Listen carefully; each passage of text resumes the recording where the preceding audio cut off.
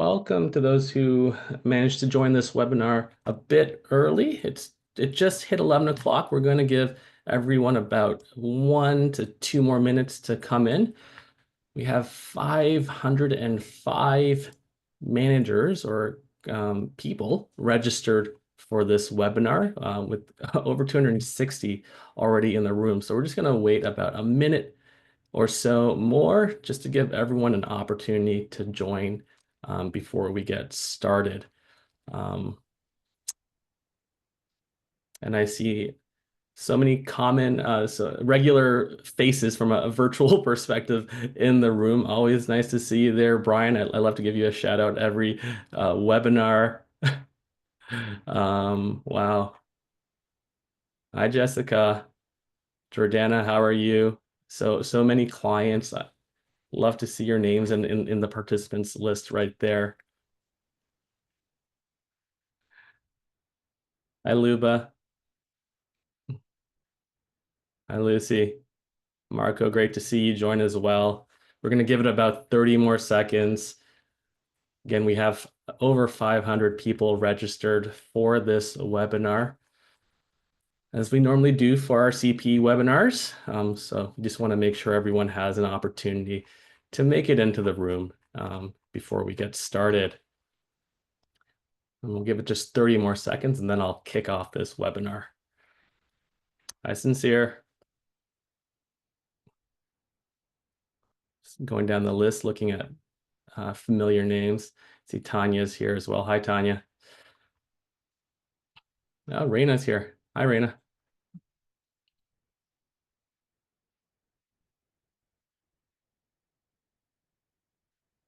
Okay, so I'll kick off the webinar. So hi, everyone. As mentioned, there are 500 people registered, and so far 323 have currently made it in.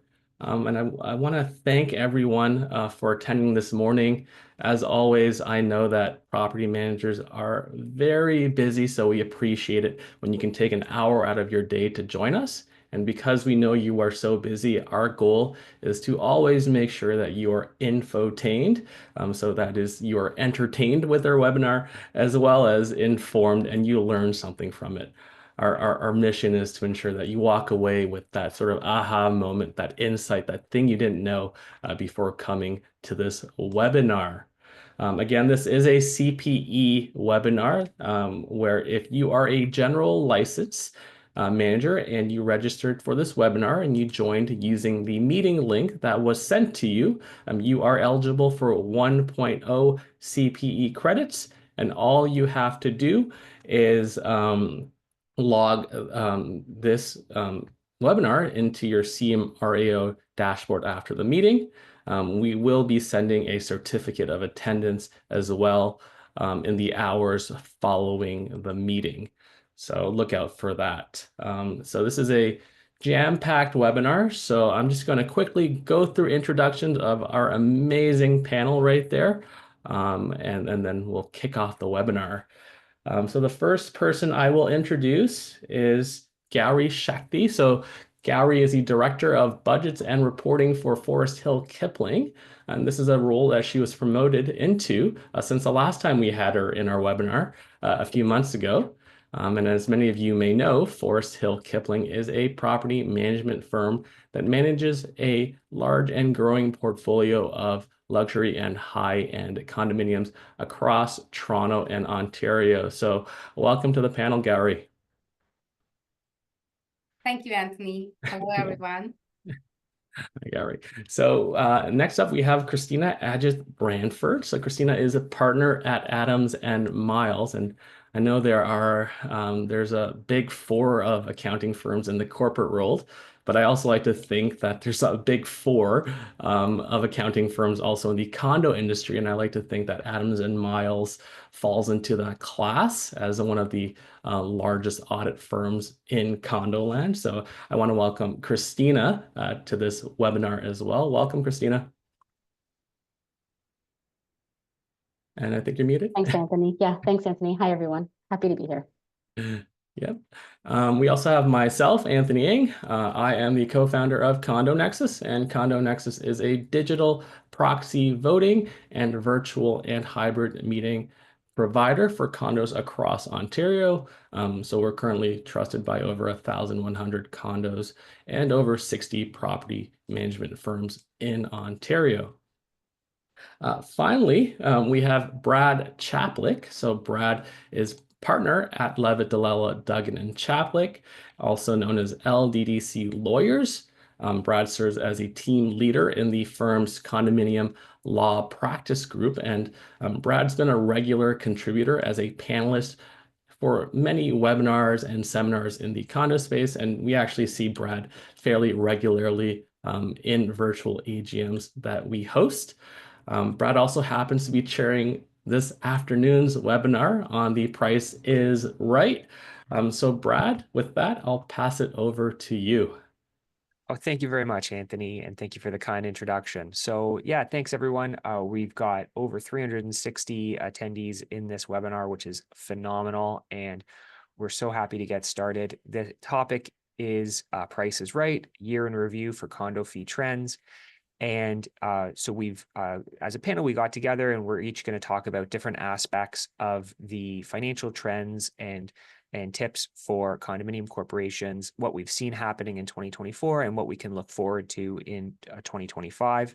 And our first presenter is going to be Anthony Ng. Anthony, you've got a wonderful presentation here showing some of the financial trends from the condominium corporations where you've been involved as Condonexus doing the meeting support. So why don't you take us into the trends that you've seen here, Anthony?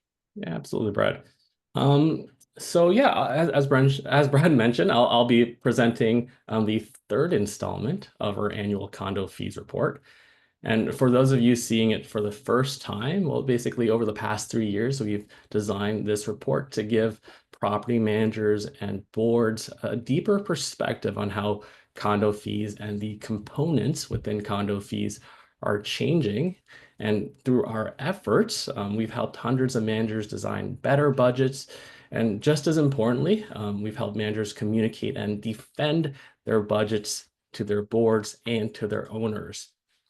Because as we in the condo industry know, owners and boards, they frequently want lower maintenance fees. And also, as we in the condo industry know, achieving lower condo fees, at least year over year, is certainly not generally a reality. Expenses do tend to go up over time. I like to borrow this one sort of saying from our auditor at the condo where I happen to serve as a director. If you live in a house and your gas bill goes up 10%, you can't just be like, oh, you know what? I'm only going to pay an extra 2%. Because if it goes up 10%, you'll have to pay that full amount. And the reality in a condo is that the majority of a condo's budget is also non-discretionary. So if a condo's cost goes up, well, the condo is going to need to account for it through condo fees. So that's why we generate this report to give everyone a bit more visibility on what's going up, what's going down, and how the components of condo fees are changing. But before we jump in, I'm just going to go to this later slide on our methodology. So essentially, what we did is in our report, we looked at an anonymized set of condo budgets from 103 condos across Toronto, Peel, York, and Halton, with the majority really being in Toronto.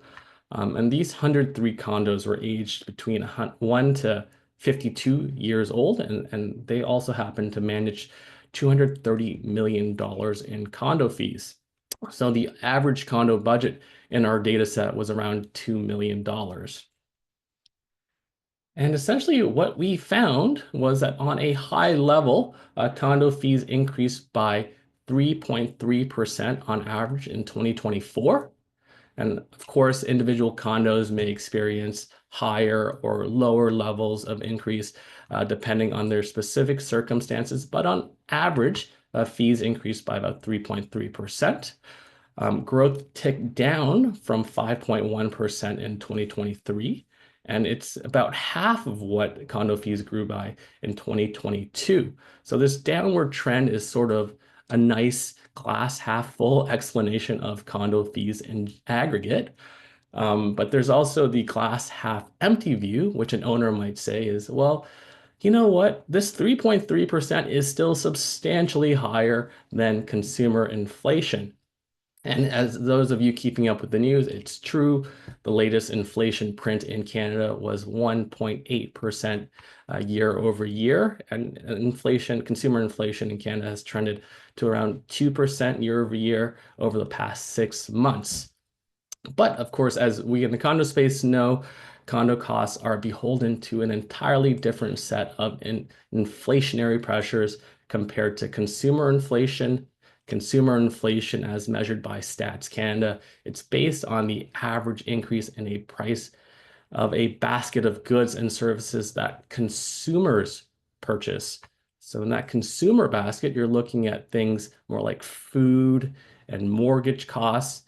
And you don't usually see food or mortgage costs in a condo's budget. And in a condo's budget, you're more likely to see things like utility costs and building repair costs playing a larger role.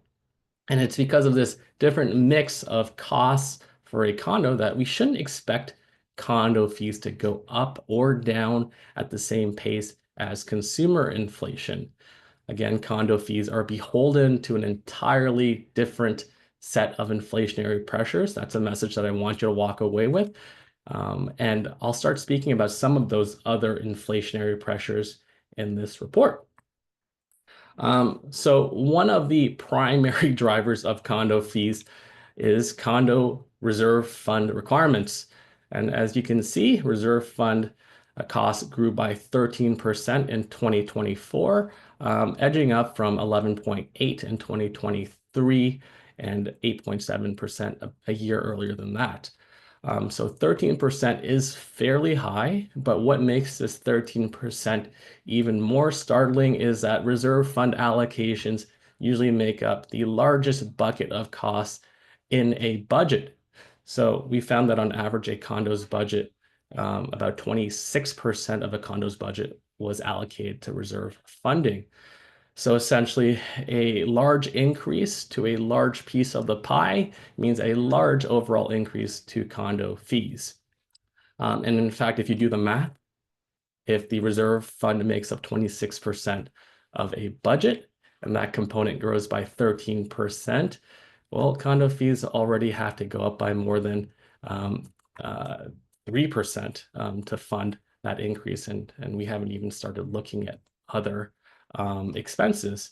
So what is driving up condo reserve fund costs? Well, I'm going to zoom in here to this table on the bottom right. And what we see is that the increase in reserve fund requirements is largely driven by higher repair and replacement costs for items in your condo, whether it be windows, roofing, equipment, etc. And this table shows the residential building construction price index as measured by Stats Canada. And this is a basket of goods and services that are required for constructing residential buildings. And overall, what you can see over the past 5 years is that the residential building construction price index has gone up by 63.5%. So what that's basically saying is that from 2019 to 2024, it's cost about 64% more to build a residential building. And if we look at some of the items in the basket, I've only presented some of them here. Concrete's gone up by 72%. Structural steel framing has gone up by 66%. Wood, plastics, and composites has gone up by 156%. And this also happens to be the category that windows falls into, glass and windows falls into. And for those who attended our webinar on window repairs a few months ago, you would have learned that, and you might already know that windows comprises of one of the largest expense items in the reserve fund study. And in fact, in my high-rise 568 unit condo in downtown Toronto, about 40% of total reserve fund costs over the entire life cycle are allocated to window replacement projects. So that's a huge increase.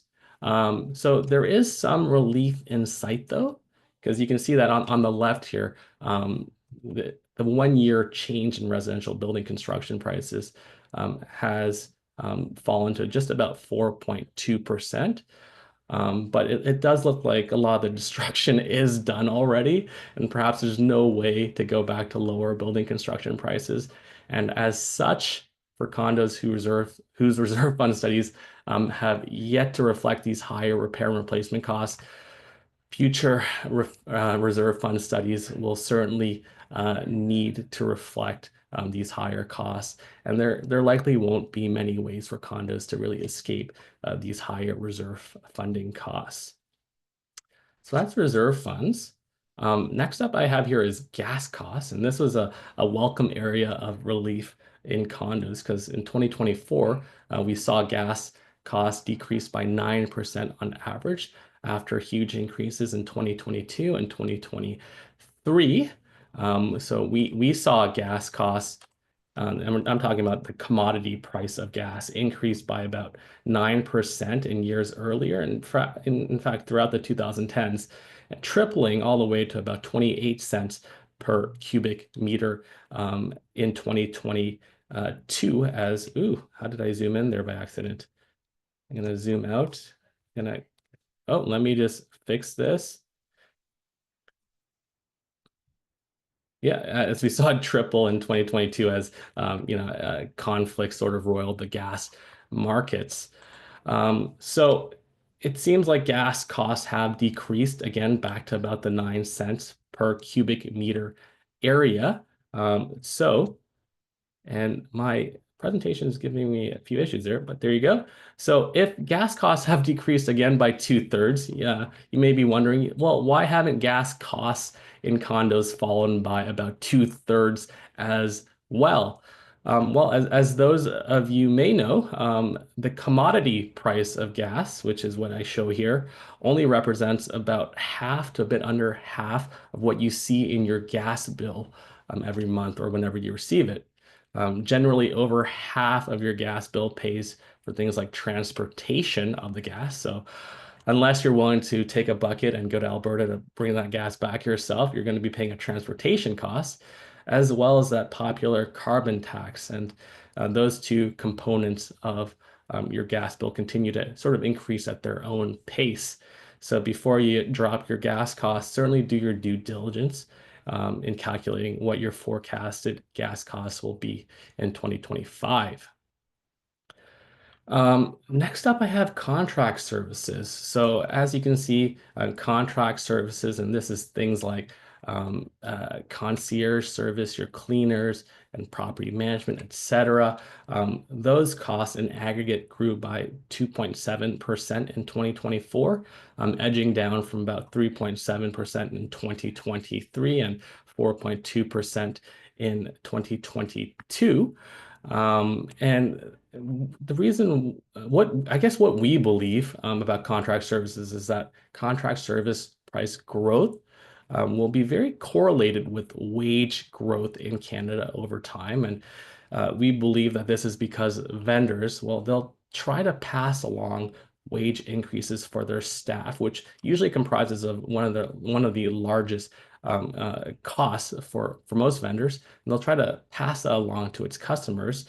And as you can see in this graph on the bottom right, wage growth has been fairly modest at around 2.5 to 3% per year over a long period of time.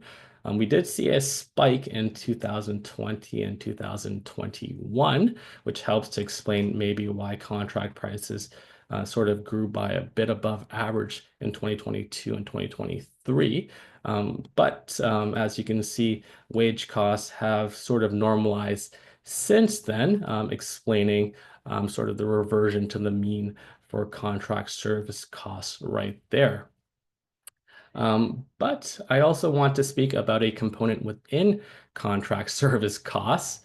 So management fees, property management fees, we've seen this sort of follow a different trend, increasing to 3.6% increase in 2024, edging up from 3.1 in 2023 and a meager 1.7% in 2022. And we believe that this growth is largely the result of the property management shortage. And it's this shortage that's been widely reported in news outlets like the Globe and Mail or CBC. And we've learned that, through those reports that there are about 4,000 property managers in Ontario, of which only about 2,500 are general license. And there are 12,000 condos across Ontario. So essentially, there's one manager for every 3 condos in Ontario at this time. And we believe that this shortage in qualified condo managers is going to be a problem that's going to take time to resolve itself, especially with more and more experienced managers choosing to retire or leaving the space. And the shortage of condo managers means that more money is going to be needed to be spent on by property management companies to recruit property managers, to train property managers, and to retain property managers. And it seems like property management firms are trying to pass along some of these added costs over to condos. And the final item I'm going to speak about in our report is insurance, where again we saw some relief in condo budgets. So we saw a surprise small drop in insurance costs across condos we analyzed in 2024, after having increased by about 5.8% in 2023 and 9.5% in 2022. And we in the condo space, and I as a director, we all know that condos have faced an insurance crisis since around 2019. So this drop is a welcome relief. And it shows the normalizing of insurance costs finally. And I'm seeing some questions in the chat asking if the deck will be shared. And yeah, it certainly will be shared later on. So no worries about that. So why have condo insurance prices gone up so much over the past 5 years? Well, in terms of major loss events for insurers, like, let's say major leaks in condos, what used to be a more rare event, say maybe like one in every 10 years, we're now seeing, maybe happening every 5 years or maybe even less. So if your condo is expected to incur a major loss event more frequently and claims increase, well, the price of insurance is going to go up. And the insurance industry is not just seeing claims increase for leaks, but if you look at this table right here, we show the top 10 highest insured loss years on record for the condo industry on record. And what we're seeing is climate change is really showing a pattern of making loss events a lot more catastrophic. So this table shows that of the top 10 highest insured loss event history, insured loss events in history in Canada, 9 out of the top 10 happened in the last 12 years. So for insurers, what I'm thinking is their models are simply predicting more randomness, and whether or not you believe climate change is real, your insurance premiums certainly do. So that's all I'm going to speak about from our report on condo fee trends. And again, we hope that the insights from our report are helpful to you as budget season rolls around for your condo. Times are tougher now than ever for owners. Many people are getting laid off from their jobs. Mortgage payments are really biting into household income and savings, and consumer inflation has really eaten into people's wages, which, as we saw earlier, hasn't grown much over the past decade. So, creating a very well-designed budget is really an opportunity for property managers to make a significant difference for a lot of people in their condos. And of course, unit owners are paying closer attention than ever to condo budgets So this is also an opportunity to build trust and credibility for your unit owners. So again, I will be sharing this presentation. I'll see if I can even drop it into the chat, but if not, I will share a link in the follow-up to this webinar that we'll email to all attendees. So with that, I'll pass it back to you, Brad. All right, thank you so much, Anthony, and thank you for that year in review summary. I saw one of the questions that popped up in the chat was to just whether the data that you were pulling was mostly from the Greater Toronto area. I think you, in your methodology, you did mention that you were looking at, Toronto, York, Durham, Peel, that area, correct? Yeah. So we're looking at 103 anonymized budgets from across Toronto, York, Peel, and Halton, with the majority being in Toronto. And these condos range in age from 1 to 52 years old and manage over $230 million in condo fees in aggregate. Wonderful. All right. Well, I'm gonna focus on one of the aspects that you touched on, which was major repairs and reserve funding. So the trend that I saw in my experience in 2024 as a condo lawyer was changes to the way that condos are approaching their major repair projects, specifically projects that would be funded from a reserve fund. And so what I was seeing was that condominium corporations that are going ahead with major repairs are finding that the repairs are more expensive than are planned for in the reserve fund studies. That's nothing new, but what is happening is condos are depleting reserve funds down to a very low figure, sometimes even near zero on one or two projects, and they're hitting something called a critical year. So for those who are wondering what I'm talking about, I'll give a brief explanation. In a reserve fund study, it's a 30 or 35-year funding plan.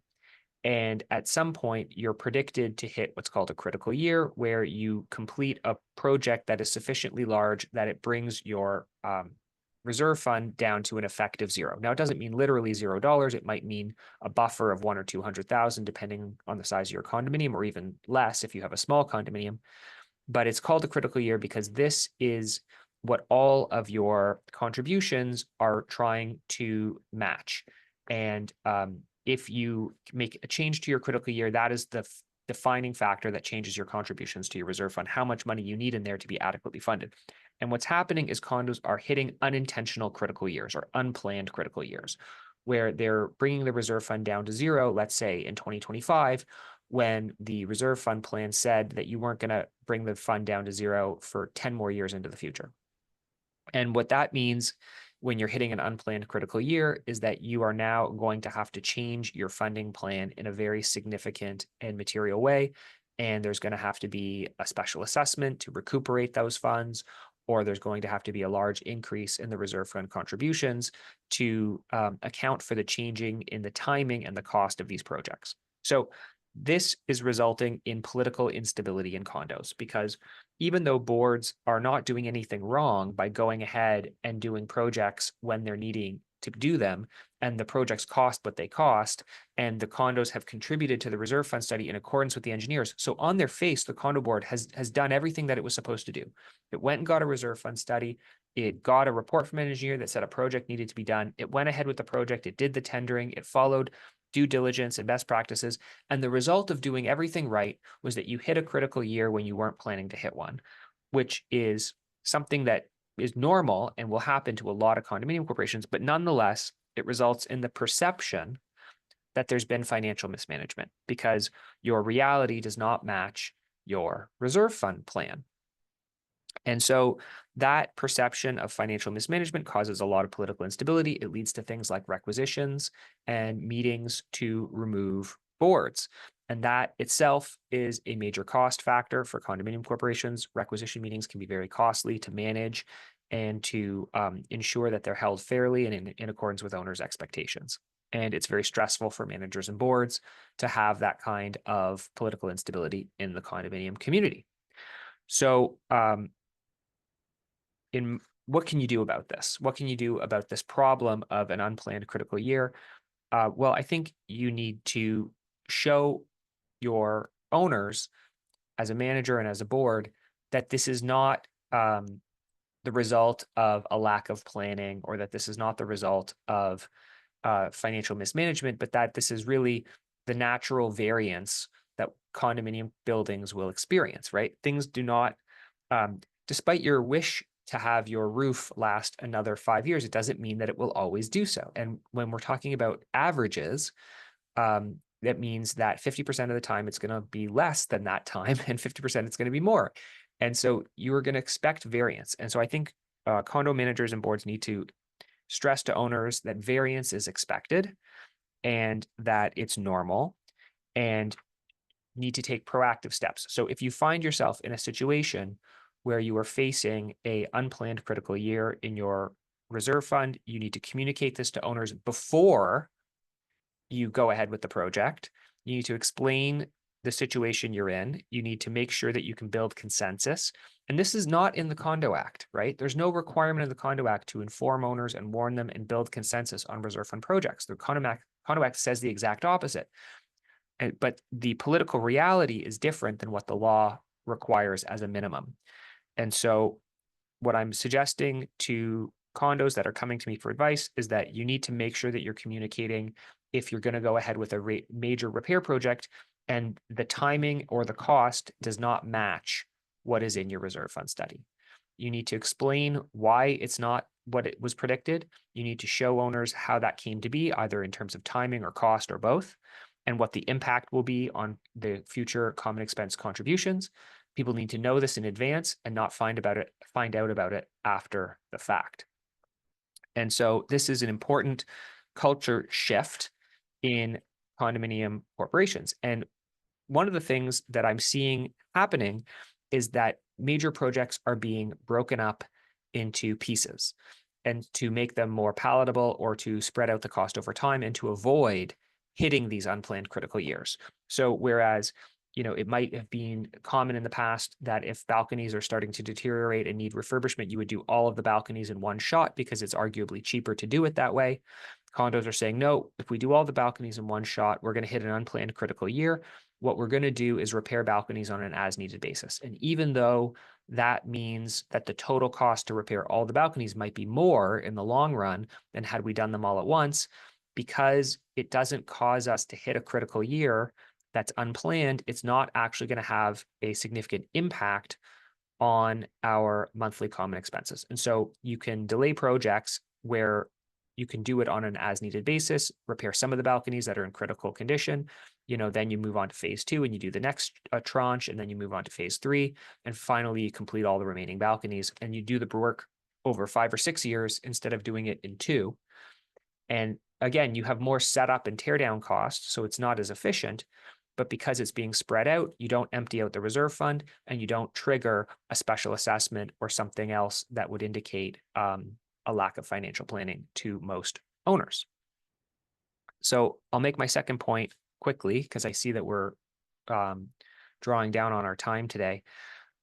Staying on the topic of major repair projects, another trend that I'm seeing is condos looking to reduce cost any way that they can. And one of the ways that I've been asked repeatedly now is, do we really need an engineer? And so on the subject of engineering and consultants for major projects, condos are coming to me intelligently on projects where it's not a structural repair project. So something that is not structural, not technically challenging. And the question that I'm being asked is, well, even though this project is going to be over $1 million, that by nature, it's not a technically challenging project. Can we do it without an engineer? And at that point, you need to really look at what an engineer does on your projects. And it's not just, put a stamp on it to show that the building's not going to fall down. The engineer does a little bit more than that. And so if you itemize what your engineer does, you have to think about whether you're able to do those tasks in-house. And so that means designing the scope of work, creating technical specifications, deciding what products, materials, and installation methods are acceptable for your project, managing the bid process, writing up a construction contract, project management, scheduling, confirming that the work is completed in accordance with specifications, approving payments, identifying deficiencies, and confirming that all sub-trades have been paid by the general contractor to avoid construction liens, and then project closeout. If you can do that in-house, then you don't need an engineer. If you can't, then you might need an engineer to provide some or all of those tasks on your project. And that is not that none of those things are dependent on the project being structural in nature, or having an electrical or plumbing component or some element of danger or risk of damage to property. All of these are just operational issues that would apply to any project, regardless of complexity. So those are the topics that I was seeing in the industry that were most striking to me in 2024, and that I think will continue into 2025. And our next speaker is Ms. Gowri Shakthi, who's going to talk to us about the budgeting process. Go ahead, Gowri. Thank you, Bradley. So we heard from Anthony and Bradley on what happened in 2024 and how reserve funds are being impacted. I'm going to talk from a property manager's perspective on what you need to do to create a balanced budget and how it will help you in the long run. So I will share my screen if that's okay with you, Anthony. Share. Feel free to share. Let me know if you're having any issues. Perfect. So can everyone see my screen? Yeah, it's coming up right now. And yes, I see it. Fabulous. So budgeting process for a balanced budget. What does this mean? So all of us have been creating budgets for a long time, or some of us are brand new into the property management field, and some of us have been there for 20 plus years. So for those of us who have been doing budgets for a long time, we typically tend to think, oh, I know this, I can finish my budget in half an hour or 1 hour. Take your time. That's my request to you. Take your time, go through your budget. Yes, you may have been at the same property for 10 years. You may have been doing the same budgets year in, year out. You know the rhythm of your building, but sometimes small things tend to trip us up, and those small things that trip us up stand out, not the 99% of the good work that you have done. So we have what I call zero-based budgeting method, and also go with your reliable assumptions. When I say, and I'll go into these in detail in the next few slides. Active use of the budgeting checklist, and I use the word CMRO there, but that's because the new courses that are being provided are with Humber and recognized by CMRO. That's the reason the CMRO is there, but otherwise it's your budgeting checklist. Create a reserve expense threshold. This will really help you to manage your reserve fund just based on what Bradley was talking about. And the last thing is preemptive inclusion of items into your next reserve fund study. So what does zero-based budgeting method mean? Take each year into its own silo when you're creating the budget at the beginning of the budgeting process. Look at all the expenses that you need to include under operational items for the fiscal year. For example, you spent $200,000 in water bills last year, and that's the regular consumption. Do not budget less than $200,000 for the upcoming fiscal year. Saying, oh, I'm installing leak detectors, I'm installing this, I'm installing that, so it'll reduce my water consumption. Please don't do that. And the reason for stating this is sometimes these things work, sometimes they don't. Maybe you have a really good system and you don't have as many leaks. Your water bill is still going to come up to $200,000 and not lower because you have installed the leak detectors. So keep those things in mind when you're preparing your budget. Then the next thing you need to look at is my current fiscal year ending in a deficit or in a surplus? If it's ending in a deficit, please, please, please ensure you capture that deficit in your new budget that you're creating so that you have the money to pay your vendors for all the services that have been provided to the condominium corporation. And if you are ending in a surplus, try to keep 2 to 2.5 months worth of surplus as operating contingency and try to transfer the rest into your reserve fund account as a top up. It never hurts to put in more money into your reserve funds. And if you have any special projects, the surplus can be used to create your to use for your special projects. So the leak detectors I just said. So the reserve fund study or the auditor are not going to allow you to use the reserve fund monies to install leak detectors. But if you have operating surplus, use that to install these leak detectors. Inform your engineer so that it can be included as part of your asset category in your reserve fund, so that if anything goes wrong in future and you have to replace or repair them, you can utilize your reserve fund monies. Next, please start your budget 3 to 4 months in advance of the fiscal year end. And the reason for this is if it's a year where you have to have your reserve fund study completed, it's better to contact your engineer 5 months in advance before your year ends, so that you have your notice of future funding, the draft at least, ready for the board's review and approval before your budget is created and finalized. So you can put in the right numbers in your budget. And the last thing is, please don't create a budget keeping in mind that you need to have a surplus. No, your budget needs to be zero-based, because this is money that you're collecting from owners, and it needs to be managed as carefully and fiscally prudently as possible. And I'll move on to my next, going in with reliable assumptions. What do I mean by reliable assumptions? A lot of your budget is based into 5 different categories: utilities, your repairs and maintenance, your contracts, your insurance, and your general administration costs. Of these 3 things, you at least have a little bit control over. You know your contracts are going to increase 2%, 3%, 4% year on year, so you can budget for it appropriately. Similarly, insurance, you know your insurance is going to increase, say, anywhere from 5 to 10%, or it might even go down. Speak to your insurance broker. They are very lovely people. They are eager to help you. Have that conversation with them. Get that information so your insurance cost that you're budgeting is more on point rather than totally off the mark. Utilities. So if you are working for a big property management company, they have in-house specialists. Or if you're using a third-party provider monitor like Enpro, then they will also provide you with assumptions. Speak to these people, reach out to them, ask them, here is the information for my condominium. Please provide me with trends for the upcoming fiscal year. Because they are entrenched in this market, they know what your utilities are going to be approximately for your specific condominium corporation. And this will again save you from budgeting wildly and either over budgeting or under budgeting your utilities. So these are 3 things that you can actually have quite a bit of control over.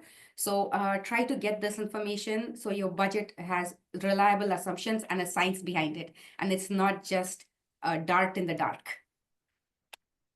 The next is your budgeting checklist. I'm a big believer in checklists. You have a lot of things going on in your building. You're constantly on the go. It's not humanly possible to expect you to remember and keep everything in mind that is needed for your building. So either you sit and create a checklist by hand, you use it using your software tools that you may have, your company may have provided, or the good old-fashioned checklist that ACMO provided when we were all doing, if you are under the old school of studying and you did your courses when ACMO used to teach these courses, or in-house at Crossbridge, First Service, Dell, wherever, MRCM, wherever you did your courses in-house, you would have received a checklist with your binder. Use that. And if you're under the new methodology where you're doing your courses with Humber, they also provide you with a checklist. This is what I call the CMRO checklist, budgeting checklist. Yeah. It is a very exhaustive list. It's close to 24 pages. And go through this checklist, make notes for yourself. It will really help you in budgeting when you're actually putting the numbers into your budget template. And it will also help you in understanding what you did 10 months down the line when you have a new board member and he asks you, why did you budget 5,000 for this carpet cleaning when we usually budget 2,000? So you will have an answer right away, because you can't be expected to remember what you thought 10 months ago when you were creating the budget. So this is something that will really assist you in keeping yourself on track, and also be able to be a subject matter expert when somebody asks you. So numbers are not scary. You use the checklist, it's very easy. And then the last one, create a reserve expense threshold. What do I mean by reserve expense threshold? The Act says any major repairs or replacement above $500 can be paid out through your reserve fund studies, through your reserve fund, apologies. And like Bradley said, because you keep using this, we tend to overuse our reserve funds and we end up with a critical year before they are due. So if you create a reserve expense threshold, speak to your boards, have them look at it, go through all your expenses and see what are the categories of repairs that I'm frequently putting into my reserve fund. Does this make sense? And should I budget $1,000 into my operating expense, or should I be going into my reserve? And for example, the pilot light on your boiler is gone. So if you have to repair it, it's going to cost you less than $1,000. But because the reserve fund says it's anything major repairs and replacement and boilers come under that, don't automatically send it to your reserve fund. Keep that reserve fund for a rainy day. So, and if you create a principle whereby your board decides any expenses from our condominium corporation that are above 5,000, for example, that's when we should be touching the reserve fund. Then it helps you. And this preserves your reserve fund for the actual large projects. And last but not the least, lots of buildings have lots of issues. I have just put two items in here. One is a window crank issue, which I frequently hear, and the other one is pinhole leaks. A lot of the condominiums, whether you're old or young, you face these kind of issues. So if these are chronic issues and the repairs are minimal on their own, for example, if it's just one window crank, it's not going to cost the condo corporation more than $300. But if it's 30 window cranks, 300 times 30, it's a big amount. So trying to budget that in your operating budget is going to increase your operating budget by a large amount when it's not needed. Speak to your engineer. Get this as an item inside your reserve fund study so that the engineer can make an allocation for you on a yearly basis that you can use your reserve fund to spend on repairing these window cranks. Same goes for pinhole leaks. Your auditor, Christina, who's going to talk next, will allow these things if it is a part of your reserve fund. If it's not, she's going to lay down the law and say, don't use the reserve fund for stuff it's not meant to be used. And that's my few minutes, guys. Thank you. All right, thank you so much, Gowri.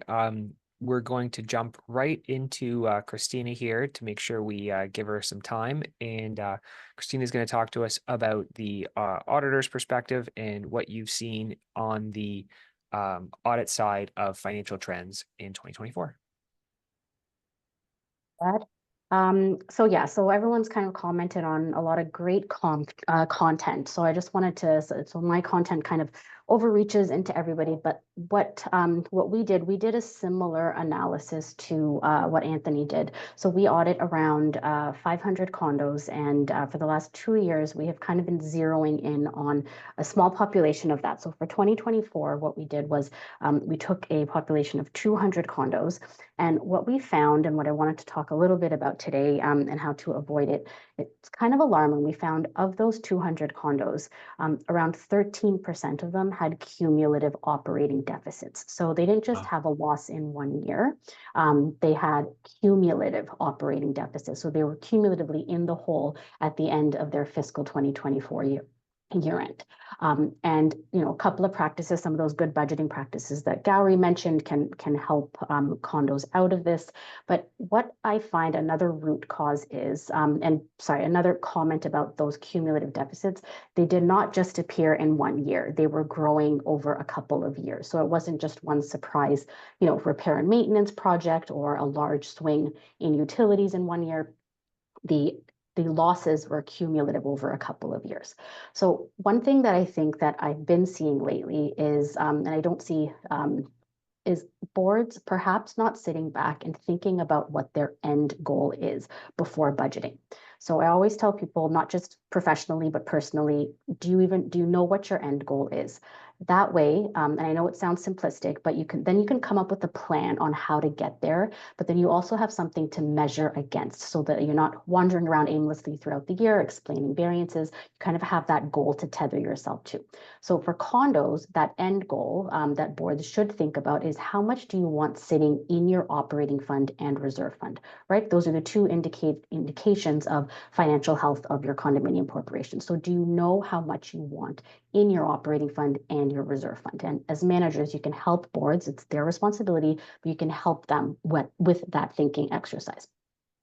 So for operating funds, and Gowri mentioned before, having a contingency fund of 2.5 months of condo fees, a common end goal that we've seen thrown out as a guideline is to have a specific number of months sitting in your operating fund. And that range that we've seen is maybe 1 to 3 months. So the purpose of your operating fund is to act as a float, for cash flow needs throughout the year, or cushions for any emergency expenses that come up. So what your board can do, and managers, you can help with this, is look back historically at how much the corporation has had. So go back the last 5 years, maybe 10 years, and then determine how much the corporation wants going forward.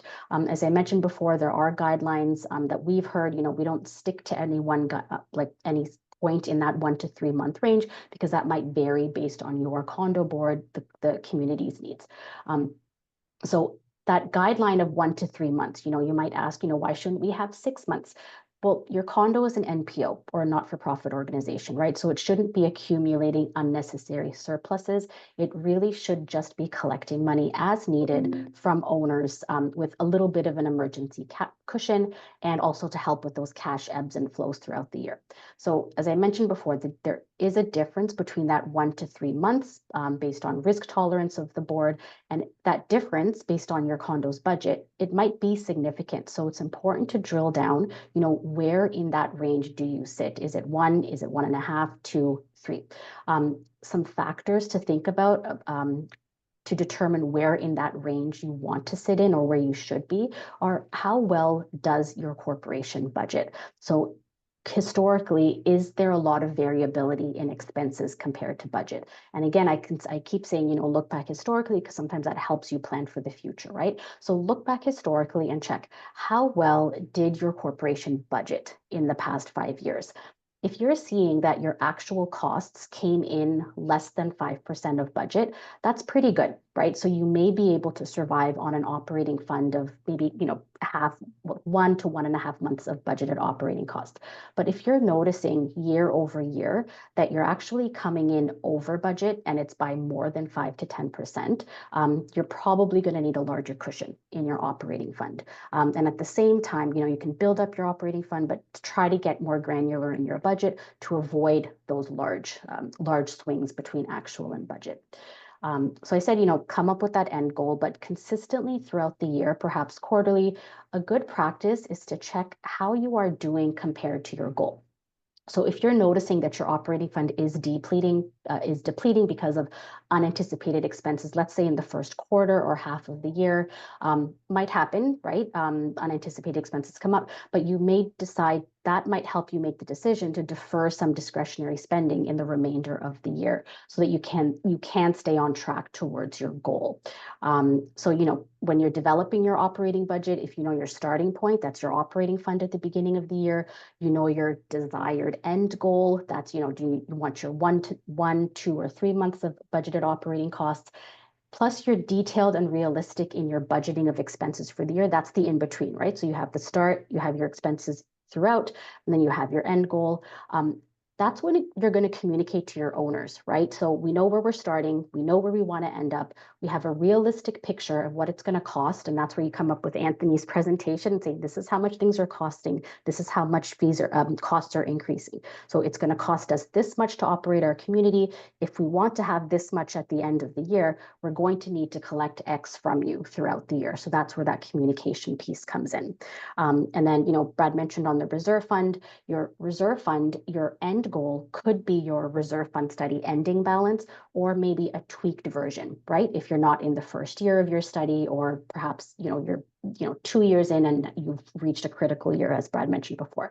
But that consistent and regular monitoring of your reserve fund balance, it's going to help avoid situations of depletion, like was mentioned before. So I know these seem like simplistic practices, right? Have a goal, monitor, but sometimes the hardest things to do are the simplest ones, because we get caught up in our day-to-day practices. So it's important, whether it's monthly at your board meeting or do it at the court, every 3 months, to schedule in that reflection time of where you are compared to where you want to be on a regular basis, because it's going to make sure you're going in the right direction, and try your best to avoid surprises like special assessments and things like that. So that's one of the main comments or the main trends that we saw. And I had one more for utilities variances. So we saw throughout 2023, utilities costs were increasing, mainly gas, because of rates, right?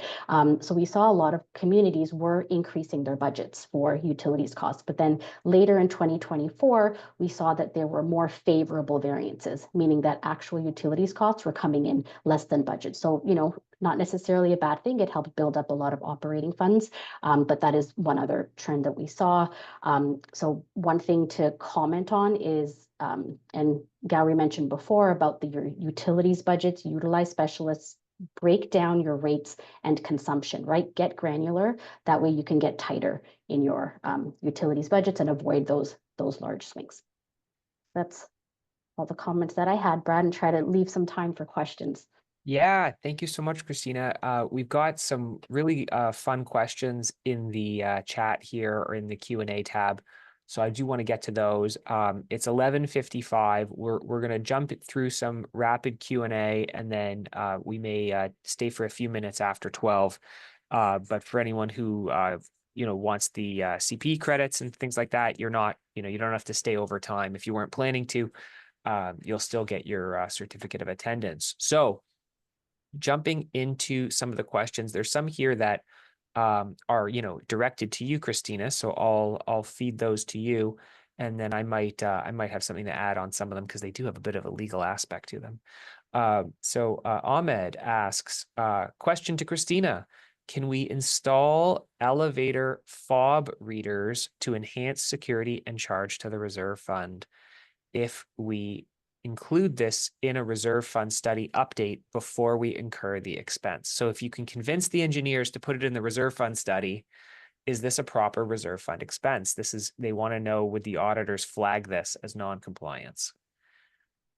So we're trying to get consistent across the board amongst condo auditors, but I think most of us do agree on the fact that, the purpose of your reserve fund study is to do that projection, right? And determine what expenses should be covered out of your reserve fund and make sure that you're saving for it, right? That you're setting aside the money. So if those elevator fob readers are factored in as an expense in your reserve fund in that cash flow table, that means you have been setting aside money in it in the reserve fund. So we would not flag that as something that's not above board if it is in the reserve fund study.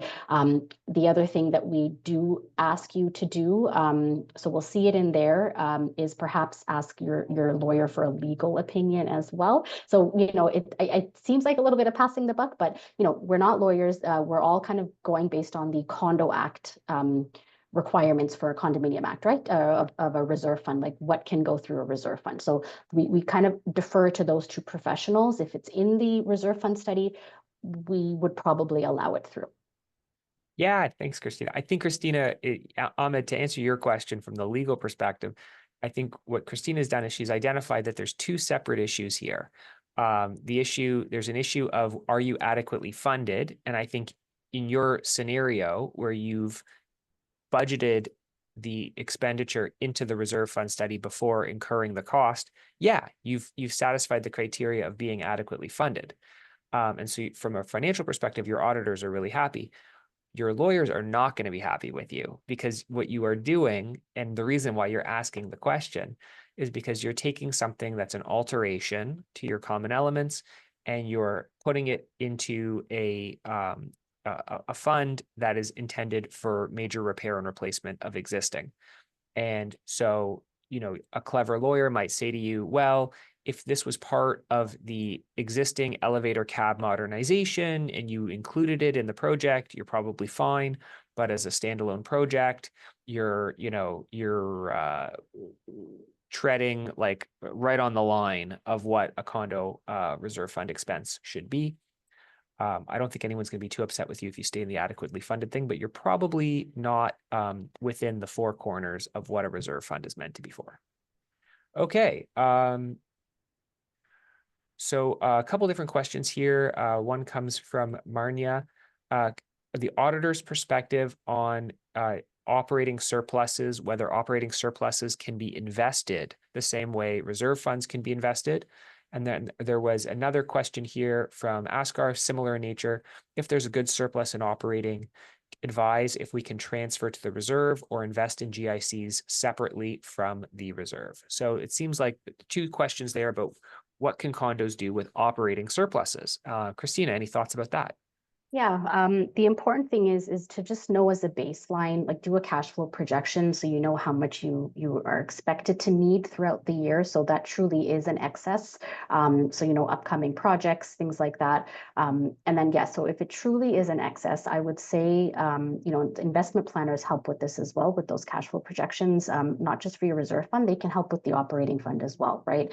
So if you do have that excess and you want to invested in a GIC in the operating portfolio, believe the Condo Act says, and Brad, you correct me if I'm wrong, it has to be cashable within 90 days for it to be an eligible operating investment. I didn't know that. Yeah. Yeah, so we do look out for that in the audit. So, and then the purpose, which makes complete sense, right? If it's in your operating fund, you want to make sure it's cashable and liquid.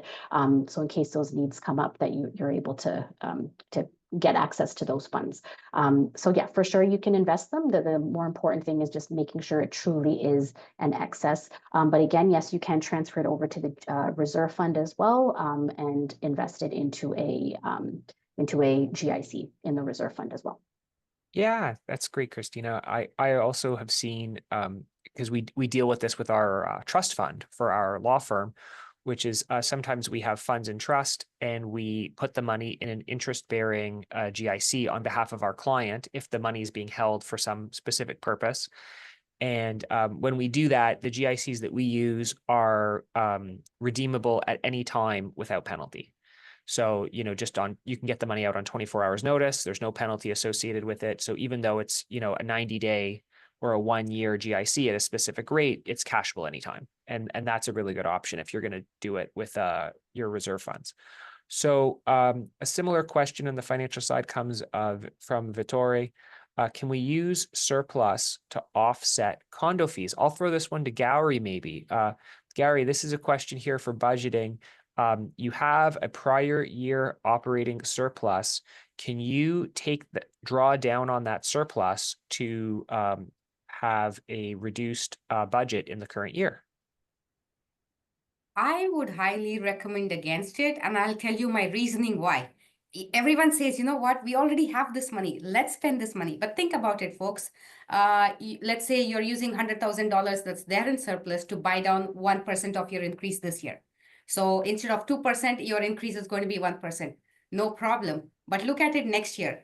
When you don't have an operating surplus, what's going to happen next year? Is it going to be an actual 2% increase or 3% increase for the owners? So you have to think of that and balance yourself and ask what your owners are going to be ready for. Or you can be very proactive. You can communicate to the owners and let them know, listen, folks, this is what we're trying to do. So next year, when you get a 3% increase, do not come and get angry and upset at us. Okay, so for the communication piece, so legally you can do it, but as a communication piece, you're saying be careful because you're going to freeze the common expenses, run a deficit, and then you're going to have to increase in the future to get back to that break-even point. Exactly. Thank you, Bradley. All right. Okay. So let's see if we can grab another question here.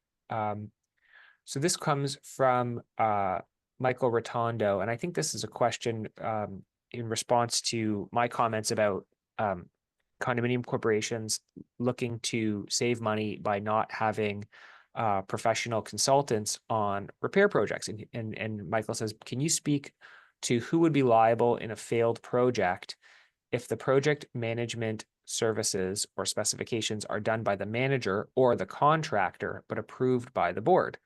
And then he says, as the manager, we recommend using professionals, but boards sometimes don't want to pay for these services. This puts managers in a tough position when projects are approved.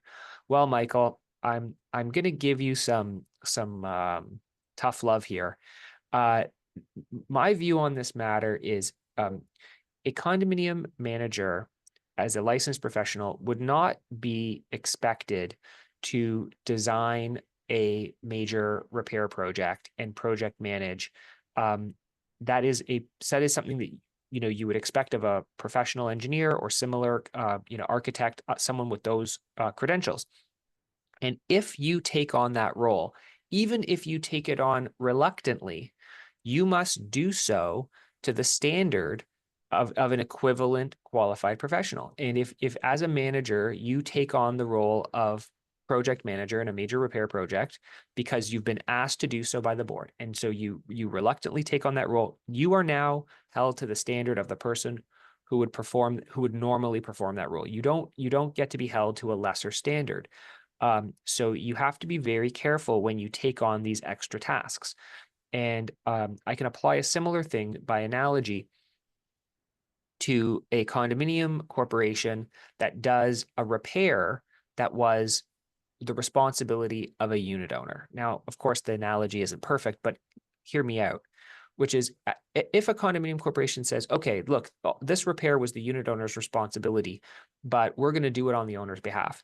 That doesn't enable the condominium corporation to perform that repair project to a lower standard than that would have otherwise been applicable to the owner. Once you take something on, you have a duty to do it competently. And so there is no liability protection for a manager who reluctantly goes beyond what their qualifications or expertise dictates. So that's not a full answer to your question, but I do think it touches on the pith of your question. And as a manager, you have to be able to explain that to your board, and you have to be able to say to the board, no, board, you're going to be the ones to do the project management if you don't want to hire an engineer, and it's going to be your liability. And this is not within the scope of the management contract, and it's not a service that the manager provides. You have to be able to give that tough advice.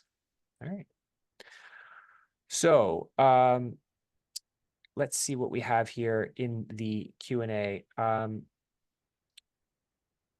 Okay, here's one from Myrna that I thought was a really good question, and maybe both Christina and Gowri can chime in, or Anthony as well. What is a safe operating threshold, or I guess, surplus to be maintained within a condo corp to stay within not profit status? Okay, so Myrna's angle on this question is, do you risk becoming a for-profit corporation if you continue to accumulate an operating surplus? I don't think legally you would, as long as you're not operating for a profit purpose. But is there an amount of money that a condominium corporation should maintain as an operating surplus? Maybe let's go to Anthony first. Anthony, do you have any thoughts about this one? Like, what do you like to see as an operating surplus? Yeah, I don't really have a thought on whether or not you lose that nonprofit status. I think Christina might be better able to answer that. I believe just to be a nonprofit, you have to. I don't even know if you have to budget a neutral budget, but Yeah, we'll get you that certainly aspect of it from can. Christina. But But the yeah. second, a different take on that question is, what would you like to see as an operating surplus at the end of a year for your condo corporation? Yeah, absolutely. So in our condo, we generally, so every condo is different, right? We have a bit of a buffer in working capital, like in terms of cash and things like that. And when we budget, we do generally like to budget such that our actual sort of match our budget. So a pretty a zero surplus budget. But of course, we do see that many condos do like to budget a bit of a surplus as well, just to be a bit safe. It doesn't hurt to have that margin of error, especially when sometimes, as we saw during the pandemic, gas costs can be so volatile. So being able to budget maybe a little bit of a surplus can be helpful for some condos to mitigate the risk that they do fall into that deficit range, which Christina mentioned. About 13% of condos are falling into in her data set. So yeah, it doesn't hurt to end the year with a bit of a surplus. Yeah, Christina, what about, just like an accumulated surplus? Is there something that your firm is looking for to see that the condo's well capitalized for its operating?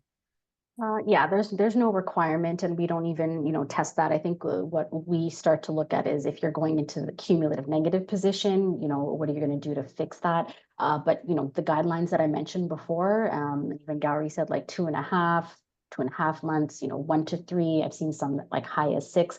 But again, that's going to depend on, like, if you have a condo like Anthony, it looks like quite rigorous budgeting practices where they're trying to get the actuals very close to budget.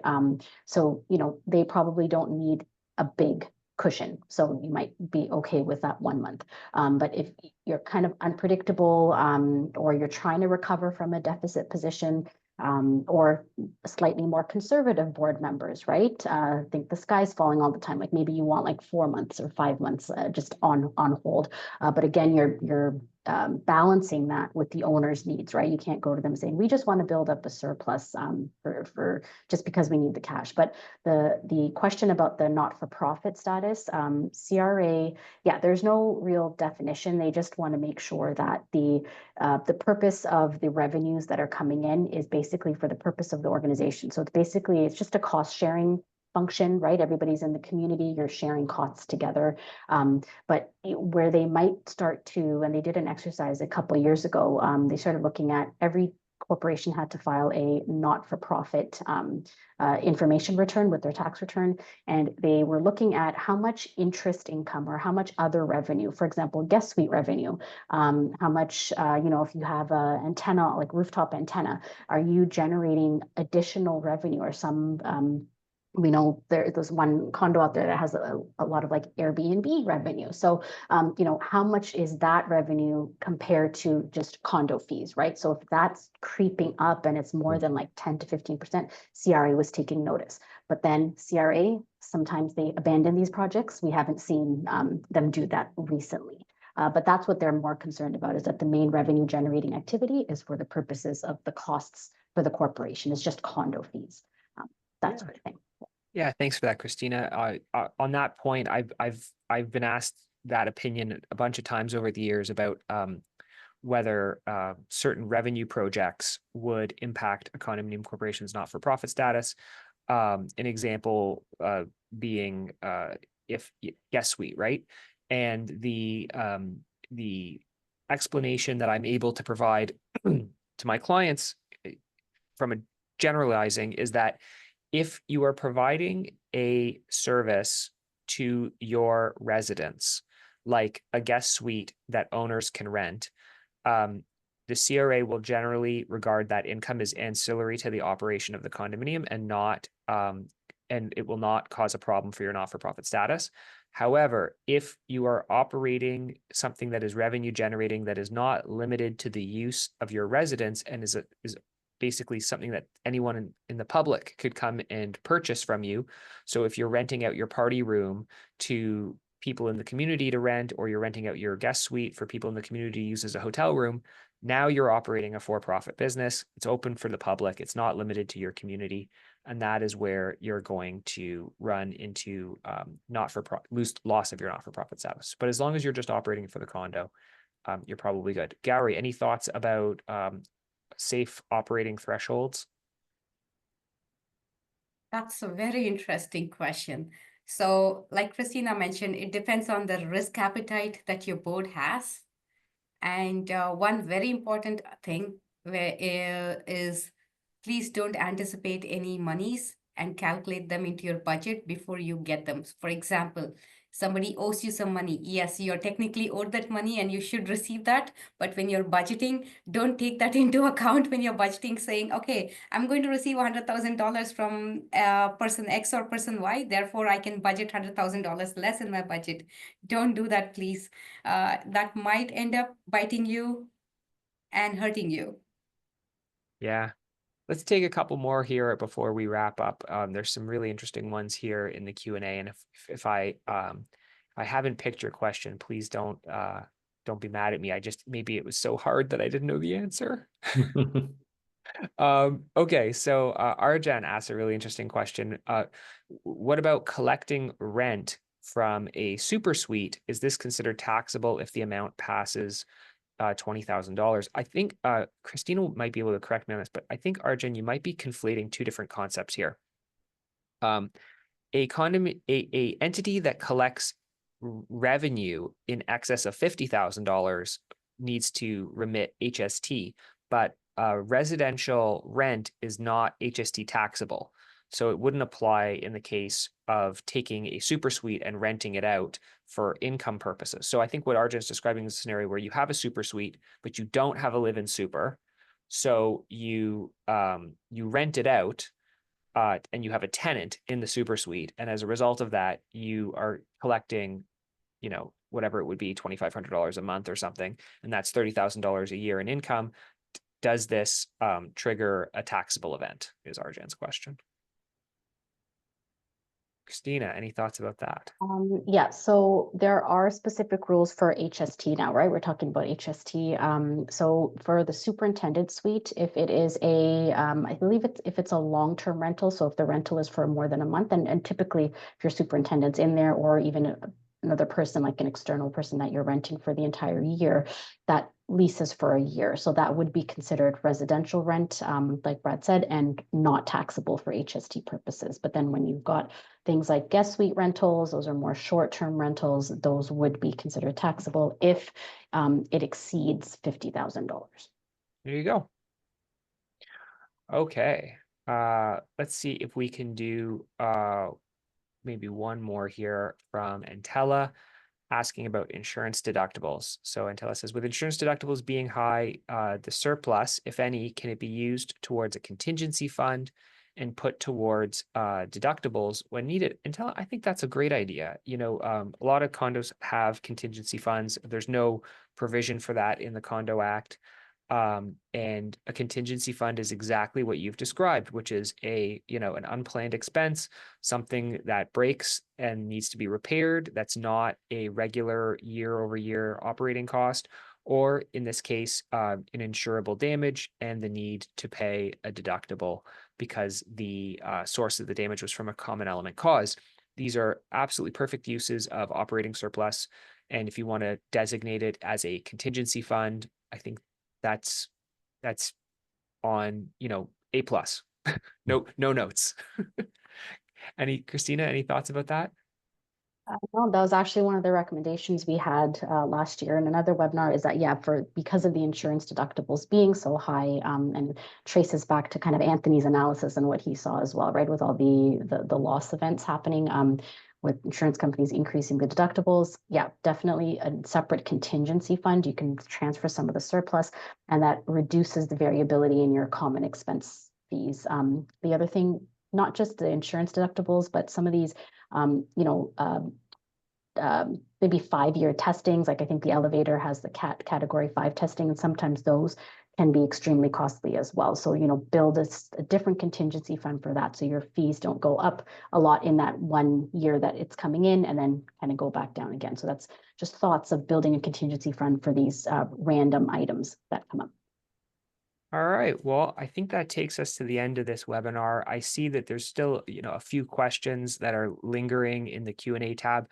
I'm going to say, for anyone who's got a question and it didn't get answered, reach out to us offline. We're always happy to give our thoughts and always happy to meet new connections and have people pick my brain. So Google me, hit me up offline. Happy to answer your questions. Thank you so much, Anthony. Thank you, Christina. Thank you, Gowri, for your wonderful presentations. And thank you to all the attendees, the 400 plus of you who came and joined us this morning and into the afternoon. So thank you so much. Thank you, everyone. Thank you. Bye, everyone. Bye-bye.